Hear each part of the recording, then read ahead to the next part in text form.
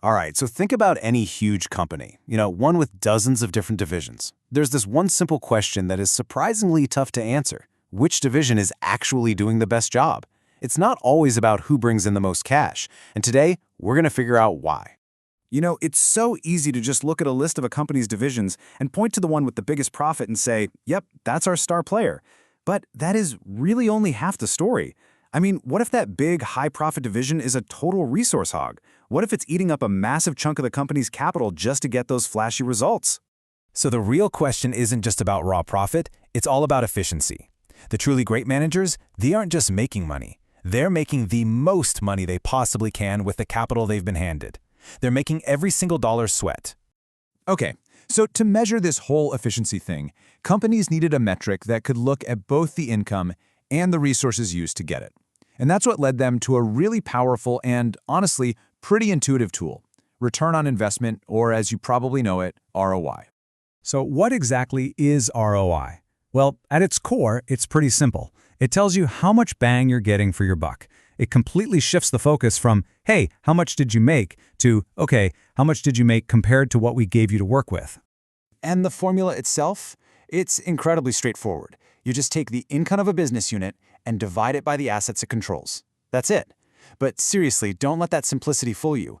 This one little calculation can cut right through all the noise and tell you some really surprising things about how a company is actually doing. Okay, let's put this into practice with a real-world example. Imagine we've got 4 global branches: Cartagena, Riyadh, Mumbai, and Osaka. Now, if you only look at income, Osaka is the undisputed champ, right? They're pulling in a massive $636,000. It is so tempting to just stop right there, pat them on the back, and hand them the award. But what happens when we run the numbers using ROI? And this is where the whole story just flips on its head. When we actually calculate the ROI, we see that, yeah, Osaka was the biggest, but the Mumbai branch, they were the most efficient, generating a nearly 12% return on their assets. They were the ones doing more with less, which makes them the true top performer here. But ROI, for all its power, has a really dangerous hidden flaw. It can create what's called a perverse incentive that actually hurts the company. So picture this. You're a manager, and your division has a killer 8% ROI. The company's minimum target is just 2%.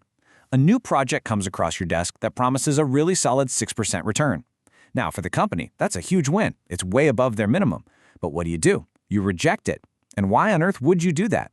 Because that 6% return, while fantastic for the company, would actually drag down your personal 8% average. You basically get punished for doing the right thing.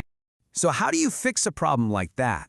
How do you get managers and the company pulling in the same direction again? Well, this exact problem led to the development of another metric called residual income. Now, instead of calculating a percentage like ROI does, residual income asks a totally different question. It asks, how much actual cold hard cash did a division earn above and beyond the company's minimum required return on its assets? It's not a ratio, it's a dollar amount. All right, let's go back to our 4 branches, but this time, let's use residual income. And we'll say the company has a minimum target return of 6%. Now look, the picture shifts again. We can see that the Mumbai branch created over $59,000 in value above that 6% target, and Osaka created $42,000. The key thing here is that both are creating significant value, and the metric is focused on the total dollars generated, not just the percentage. And this is the absolute key takeaway. Residual income aligns the manager's incentives with the company's overall goals. Now, a manager is motivated to accept any project that earns more than that minimum required return because it's going to increase their division's total residual income in dollars. It solves the problem, even if it might lower their old ROI percentage. Okay, so we fixed the financial metric. Problem solved, right? Well, not quite. Is a single financial number, even a really good one, the whole story of a division's success? What about things like customer happiness, or innovation, or the skills of your team? Focusing only on financial numbers is kind of like trying to drive a car by only looking at the gas gauge. Sure, you know how much fuel you have, but you're completely missing everything else happening on the road. And that's exactly where something called the balanced scorecard comes into play.